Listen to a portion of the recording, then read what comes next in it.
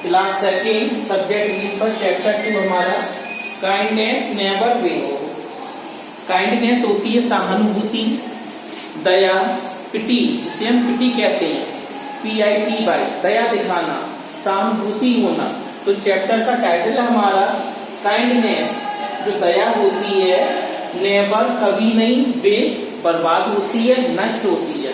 दया कभी भी जीवन में नष्ट नहीं होती है। ये हमारा हो गया टाइटल। काइंडनेस, पिटी, दया, नेवर वेस्ट, कभी नष्ट नहीं होती है। अब यहां से देखो, हमने आपको एक पैराग्राफ एक्सप्लेन कर दिया था ऑनलाइन पर। अब सेकंड पैराग्राफ में क्या कह रहा है, page number 10, class second, page number 10 open कीजिए। ही सोल्ड द वुड, यहाँ वुड का अर्थ है लकड़ी। ही सोल्ड, वह बेचता था। सोल्ड का मतलब होता है बेचना। सेकंड फॉर्म में सेल क्रिया की सेकंड फॉर्म होती है सोल्ड, SELL, इसकी सेकंड फॉर्म होती है SOLD, सोल्ड। वह बेचता था क्या, द वुड, लकड़ियां बेचता था। कौन बेचता था, राहुल। कौन लकड़ियां बेचता था, राहुल। ही किसके लिए आया है, ही हमारा प्रोनाउन है, ही हमारा प्रोनाउन है, सर्वनाम है। किसके लिए आया है, राहुल के लिए। हमने राहुल के स्थान पर ही प्रोनाउन का प्रयोग कर रहे हैं बुक में। ही सोल्ड द वुड, वह लकड़ी बेचता था, टू अर्न। टू अर्न का मतलब होता है कमाने के लिए। टू अर्न इसका मतलब होता है कमाने के लिए क्या, सम मनी, कुछ रुपया। कोई भी चीज होती है, कोई भी साधन होता है, हम बेचते हैं, रुपया आता है, उससे हमारा भोजन गृहस्थी चलती है। समटाइम्स, कभी कभी। समटाइम्स का मतलब है कभी कभी, रोज नहीं, कभी कभी। He would cut down small trees, इसका मतलब क्या है, ही वह वुड कट काटेगा, डाउन स्मॉल ट्रीज, छोटे छोटे पेड़ों को भी वह काट देता। जो छोटे छोटे पेड़ होते हैं, राहुल उन पेड़ों को भी काट देता है। ही वुड कट, वह काट देता है, कट डाउन स्मॉल ट्रीज, छोटे छोटे पेड़। स्मॉल का मतलब होता है छोटे छोटे, ट्रीज का मतलब है पेड़। वन मॉर्निंग, एक प्रातःकाल। वन मॉर्निंग का मतलब यहाँ पर है एक प्रातःकाल, सुबह। As she was about to cut a tree, एक दिन, एक प्रातःकाल, एज जिस प्रकार, he was about to cut, वह काटने वाला था। अबाउट का अर्थ होता है बारे में, के बारे में। बाला बाली, अबाउट टू का प्रयोग करते हैं, के बारे में। He was about to cut, इसका मतलब है वह काटने वाला, काटा नहीं था, काटने वाला ही था। ए ट्री, एक पेड़, वह एक पेड़ को काटने वाला था। ए ब्यूटीफुल बर्ड, ब्यूटीफुल का मतलब होता है सुंदर सी, ब्यूटीफुल सुंदर। ए बर्ड, एक चिड़िया, फ्लू आउट, उस पेड़ से बाहर उड़ी या निकली। जो चिड़िया थी हमारी ब्यूटीफुल, सुंदर, बर्ड पक्षी या चिड़िया, फ्लू आउट ऑफ इट, उस पेड़ से बाहर आ गई। फिर क्या हुआ, द वर्ड रिक्वेस्टेड, चिड़िया ने, रिक्वेस्टेड का मतलब है विनती की, पास्ट टेंस है यहाँ पर। विनती की, किसकी विनती की, हिम, उससे। हिम किसके लिए आया, राहुल के लिए। राहुल से चिड़िया विनती करती है, not to cut the tree down, पेड़ को मत काटो। चिड़िया ने क्या रिक्वेस्ट किया, चिड़िया ने रिक्वेस्ट किया, पेड़ को मत काटो। She told him that it was a home for her and for many of her friends. अब चिड़िया क्या कहती है? She told, मतलब चिड़िया ने कहा। She told का मतलब चिड़िया ने कहा। क्या कहा? Him, उससे कहा, मतलब राहुल से कहा। चिड़िया ने राहुल से कहा। डैड का अर्थ होता है कि। राहुल से कहा कि इट वॉज ए होम, यह घर था। इट वॉज ए होम, यह घर था। फॉर हर, उसके लिए, मतलब उस चिड़िया के लिए। And for many of her friends, और उसके सारे मित्रों के लिए जो पेड़ होते हैं उसके घर होते हैं। अब सेकंड पैराग्राफ हमारा यहाँ पर कंप्लीट हो गया। अब हम रिवाइज करते हैं। He told the bird to earn some money. Sometimes he would cut down small trees.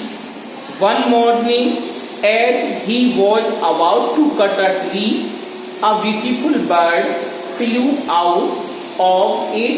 The bird requested him not to cut the tree down. She told him that it was home for her and for many of her friends. इसका हमने explain कर दिया second paragraph. अब third paragraph पे आते हैं। Third paragraph क्या कह रहा है हमारा, देखिए। Rahul listened to her and did not cut the tree. The bird became happy and flew away. ये हमारा this is the third stanza of this passage. इस पैसेज का हमारा तीसरा स्टैंजा क्या है? राहुल लिसेंड का मतलब होता है किसी भी बात को बड़ी गहराई से सुनना, उसे हम कहते हैं लिसेंड। और लिसेंड के बाद टू प्रीपोजिशन आता है। गौर से सुनना, ध्यान से सुनना, मन लगाकर सुनना। जैसे यहाँ पर आया है लिसेंड, LISTENED, लिसेंड, इसका अर्थ है ध्यान से सुनना। इसके बाद हमेशा TO2 प्रीपोजिशन का प्रयोग किया जाता है। अब यहाँ पर देखो, राहुल लिसेंड, राहुल ने उस बात को गौर से सुना। हर, उसकी बात को, किसकी बात को? जो चिड़िया ने कहा था, जो विनती की थी पेड़ को मत काटो, उसकी बात को सुनकर राहुल ने जो चिड़िया ने बात कही थी उसको गौर से सुन लिया।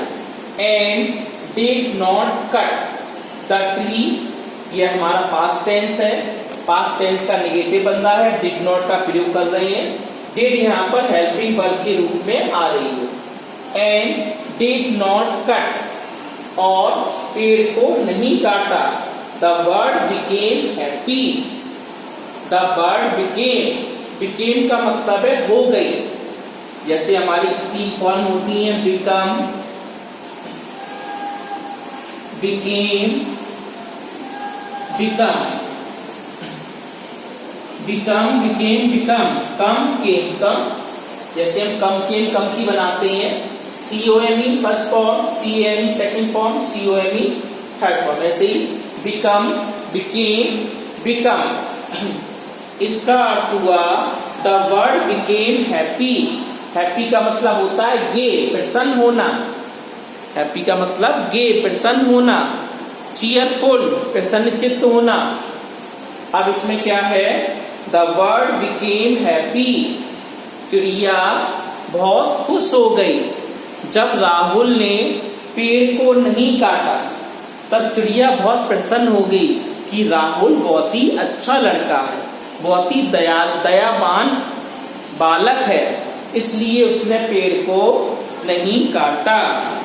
एंड फ्लू अवे, और चिड़िया वहां से उड़ जाती है। चिड़िया वहां से उड़ जाती है। अब आगे देखो, फोर्थ पैराग्राफ में क्या कह रहा है? Early morning the next day again when Rahul went to the tree, the bird came out of her nest and told Rahul. This is the fourth paragraph. ये चौथा पैराग्राफ है हमारा इस लेसन का। अब इसमें क्या कह रहा देखो, अर्ली मॉर्निंग, सुबह प्रातः काल, द नेक्स्ट डे, अगले दिन की प्रातः काल जल्दी, अगेन वेन राहुल वेंट, दोबारा जब Rahul went to the tree, went to the tree, उस पेड़ के पास गया। हमारी 3 फॉर्म होती हैं, इसको भी ध्यान दें, गो, वेन और गॉन। ये हमारी वर्ब है। This is the first form, second form, third form. Go जाना, वेंट गया, और गॉन का मतलब वो होता है गया हुआ। गया हुआ का मतलब होता है जा चुका। गया हुआ का मतलब होता है यहाँ पर जा चुका। गो, वेंट, गॉन। गो हमारी ऐसी क्रिया है, गो हमारी ऐसी वर्ब है जिसके बाद टू आता है।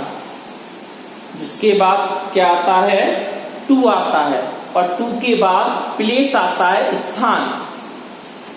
गो हमारी ऐसी क्रिया है जिसके बाद टू प्रीपोजिशन का प्रयोग करते हैं और टू के बाद स्थानवाचक शब्द आता है, प्लेस वाला। जैसे इसमें लिखा हुआ है Rahul went to the tree, Rahul went to the tree. ये सेंटेंस लिखा हुआ बुक में, Rahul went to the tree, Rahul पेड़ के पास में गया। अब यहां पर जो वेंट क्रिया है, this is the second form of the verb, verb की सेकंड फॉर्म है। उसके बाद टू का प्रयोग हो रहा है, टू प्रीपोजिशन का, और टू के बाद प्लेस आ रहा है। ये प्लेस है, स्थान, पेड़ के पास जाना। तो इस कहने का मतलब है गो क्रिया के बाद हमेशा टू प्रीपोजिशन का प्रयोग किया जाता है। Went to the tree, Rahul उस पेड़ के पास गया। द बर्ड केम, चिड़िया आई, आउट ऑफ हर, उस पेड़ के बाहर निकली। नेक्स्ट उस घोंसले से आई, एंड टोल्ड राहुल, और राहुल से कहा। अब जो नेक्स्ट पैराग्राफ है वो हम आपको लाइव में, जब लाइव होगा हमारा तब आपका स्टार्ट किया जाए।